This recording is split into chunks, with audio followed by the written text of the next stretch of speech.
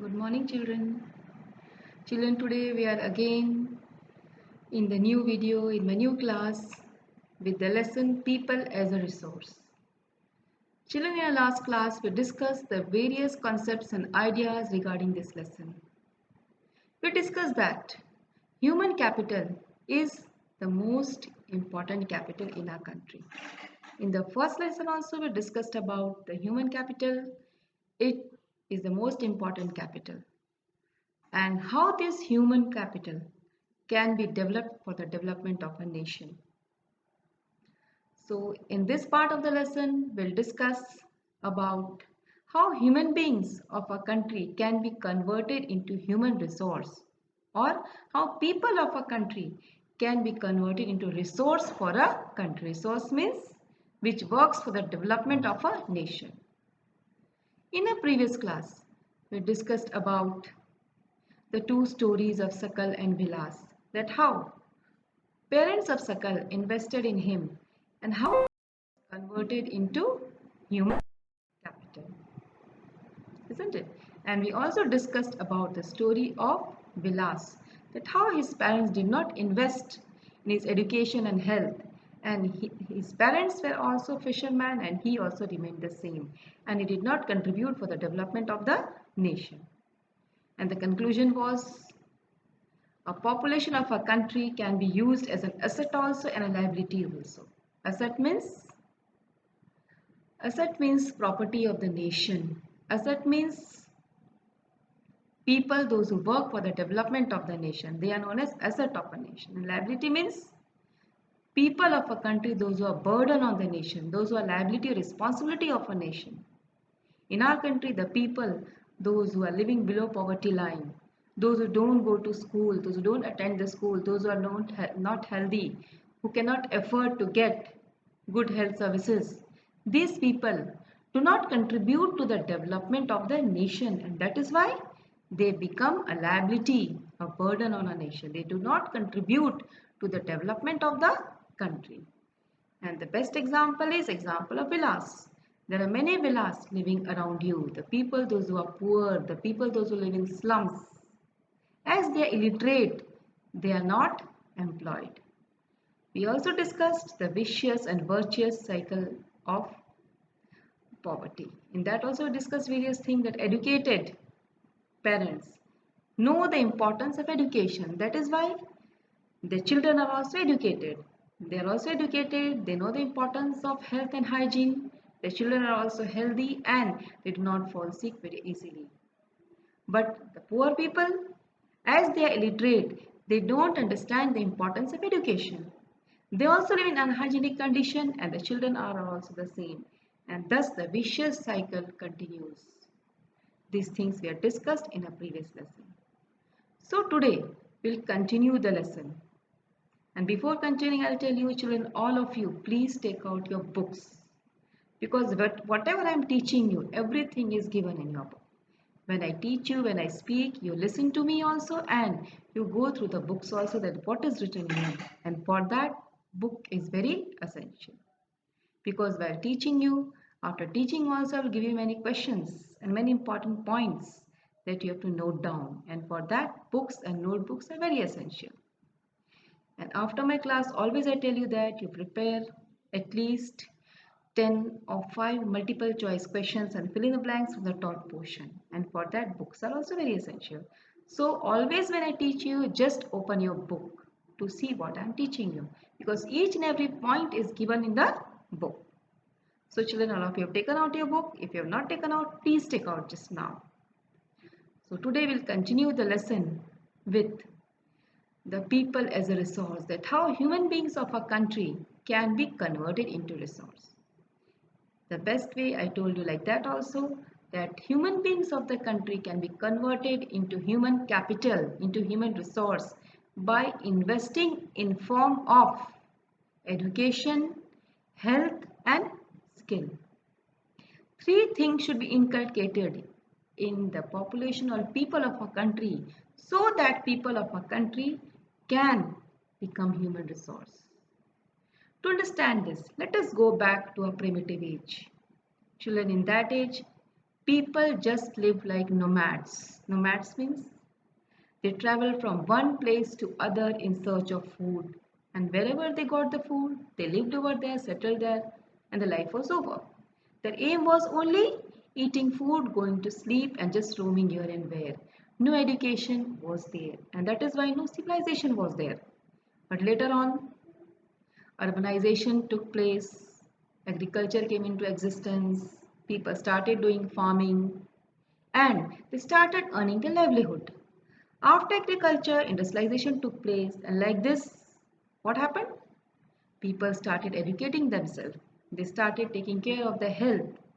And the people of the country, those who were just human beings, they were converted into human resources because they started getting education.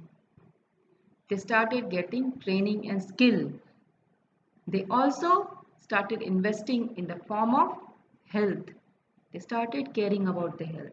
So population of the country can be converted, or human beings of the country can be converted into human resources if investment is done in the form of education, training and skill. If any individual in a country he is educated, he is trained, he has a good health and he is skillful, then naturally he will earn for himself also and he can earn for the nation also. He will also develop and the country will also develop. The best example I have told you, the example of Sakal. But now children will say that Sakal's father has invested, he has sent him to school, but opening schools, thinking about education, thinking about development of the nation is responsibility of government also. And to spread education, to develop educational sector, our government has started various schemes. And in such schemes, we can take various examples like Sarv Shiksha Abhiyan, you would be knowing. Different schools are started in our country to provide at least elementary education, primary education to children up to 1 to 14 years of age. Providing elementary or primary education has become compulsory in our country. And you see that central government has started the Sarva Shiksha Abhiyan with cooperation of state governments. Both state government and central government, they have opened many schools under Sarva Shiksha Abhiyan. Second, various bridge courses. Bridge courses means many children who have left their school. You know very well that in our country poverty is there. I'm going to teach you in next lesson poverty.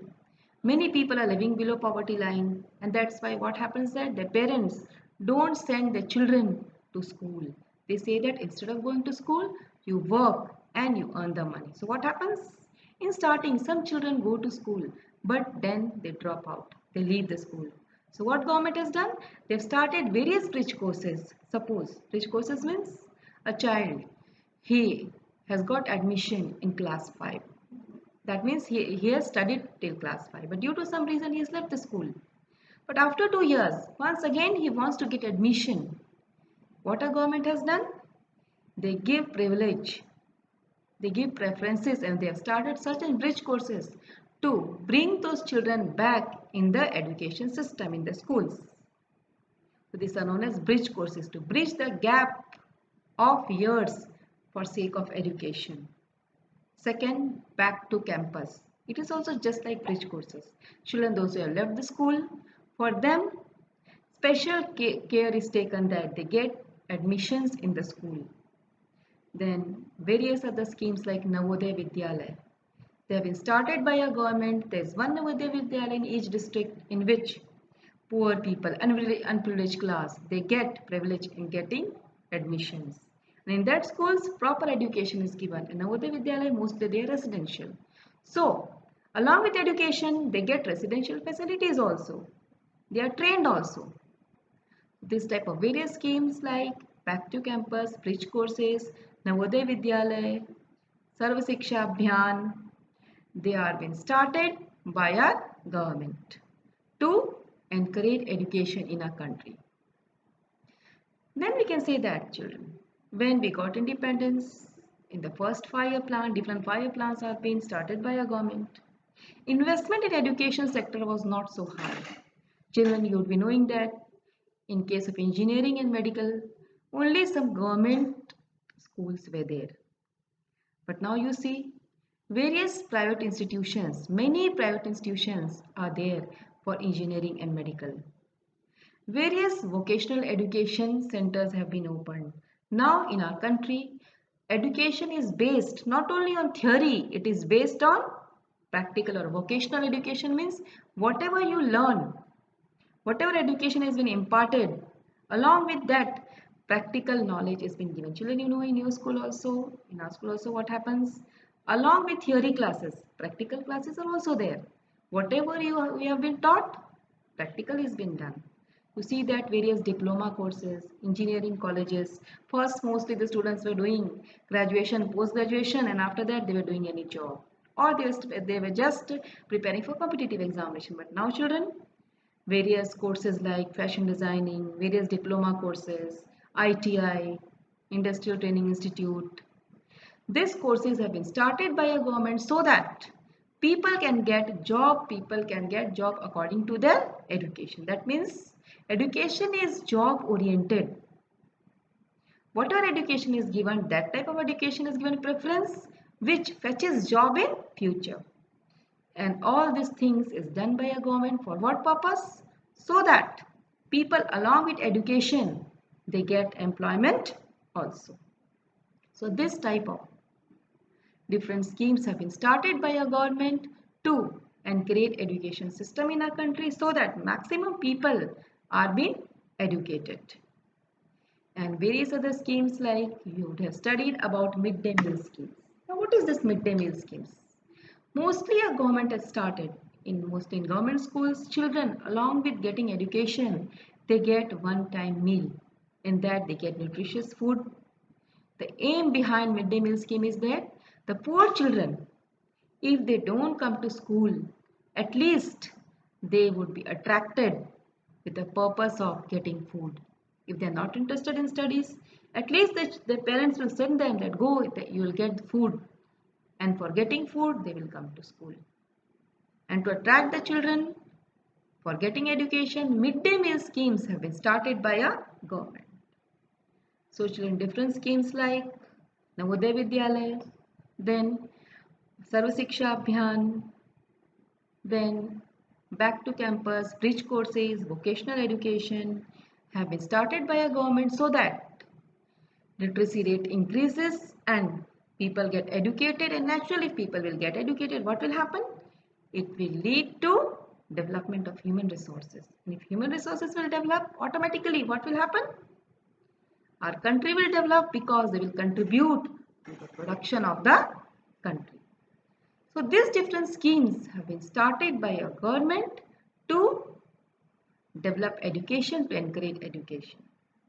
And the result is that after independence, our literacy rate was not so high. It was just 18 to 20%. But now it has reached to 75% or more.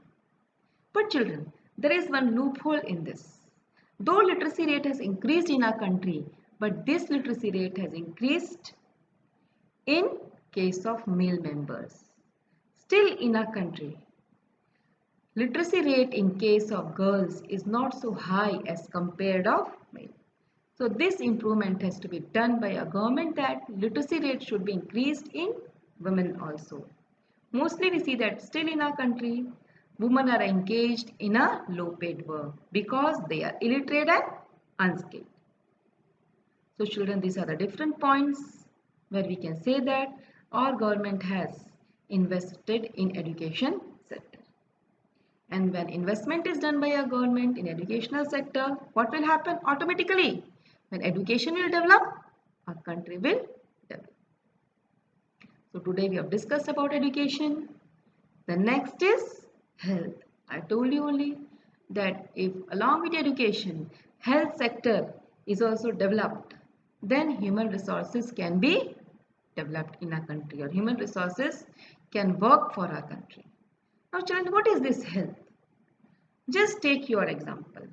Suppose if your parents are willing to send you to school, if they are spending money investing in you so that you can get best education. But suppose if you don't have good health. If you are not healthy, if you always fall sick, will you be able to remain regular in class? You will not be able to remain regular because you are not healthy. Isn't it? Just take example of Vilas. He was patient of arthritis. He was not healthy and that's why he was not able to earn for himself also and for the country also. So, along with education, health is also a very important factor which leads to development of human capital or human resources. And you know very well that in our country, health sector has also developed a lot. Just you compare our country after independence and now. In our country, life expectancy has increased. Now people have started living long. Our medical science has also developed. And our country, our government, in new health policy has focused on mostly unprivileged class and women and poor children. This is a new health policy. And naturally, in new health policy, more investment is to be done for poor section of society and for unprivileged people. And children, you see the result. In our country, first only government hospitals were there, but now along with government hospitals, many private hospitals have been opened. Our country, our government has done investment in health sector also. Firstly, only government colleges were there in case of medical, but now private institutions are also there. Our government is spending more and more in health sector also. New vaccines, new technology is being developed. In villages also our government is trying to provide best facilities. In our country, in different hospitals, you know that different AIIMS, All India Institute are open. In Bihar also, in our city also we see that AIIMS is there. Different medical institutes, multi-specialty hospitals have been opened in our country. ICUs are being developed. First few hospitals are there, but now you see that different hospitals are there in our country. And this is only because our government is investing more and more in health sector. Because they've realized the fact that until and unless the people of our country will be healthy, will not be able to develop. Health of a people is must. People in our country should be healthy and they should live in hygienic condition. And that is why our government is spending more and more in health sector also. And there is a graph given in your book, just you go through that. In that graph you see that number of hospitals, number of beds, number of nurses have been increased in our country. The result is if beds have increased, nurses have increased, staffs have increased, naturally what will happen? People will get good medical facility. But then also, after doing so much effort also, we see that India is a populated country. Still in our country, ratio of doctors as compared to patients is less. Still, our government has to make more investment in which sector? In health sector. More hospitals are to be opened. More medical colleges have to be opened in our country so that best health facilities can be given to the people. Still in our country, villages are lacking good hospitals. Hospitals are there, but good facilities, good infrastructure is not there in the hospitals. So still we have to develop a lot in case of health sector. So these are the two fields, that is education and health. If these two fields are developed, automatically what will happen? Human beings of our country will be converted into human resource and they will be able to contribute for the development of the nation. So children, today we have discussed the two sectors, that is education and health. And mostly you see that questions are asked from both this part. Short questions can also be asked and long questions are also asked. Children, please take out your copies. If you have not taken out, just note down the questions which I am giving you. Mostly this type of questions come from this part. The first question is, what are the different steps taken by a government to develop education sector in our country? Children, in this you have to write all the points that I have given you, like Sarv Shiksha Abhiyan, Navodaya Vidyalaya, midday meal schemes, back to campus, bridge courses, Then one point was left regarding distant education like IGNOU, Nalanda Open University, in which children don't have to go to school, they get the material at home, they don't have to go to colleges. So this type of various formal, informal education has also been opened by a government. If this question is asked, and most it is asked for 5 marks, you have to write this. Next question can also be asked that what is a new health policy and on what a government has given stress, or what development has been taken place in the case of health sector in our country. To answer this question, you have to write the points which I have told just now regarding the medical colleges have increased, the beds in the hospitals have increased, in rural areas also good hospitals are open, infrastructure facilities have increased, various multi-specialty hospitals have been opened, and life expectancy of people have increased, death rate have reduced. All these points you have to write if this question is asked. So for today, we'll discuss the 2 points. So your homework will be, children, whatever portion I have taught you regarding education and health, from that at least you make out 5 to 10 short questions. In that you have to make out MCQs and fill in the blanks also, and you write in your copy and post it. And second, the 2 long questions that I have given you, that also you have to write the answers in your fair copy. This will be your homework, children, and will continue in the next class. Till then, thank you, children.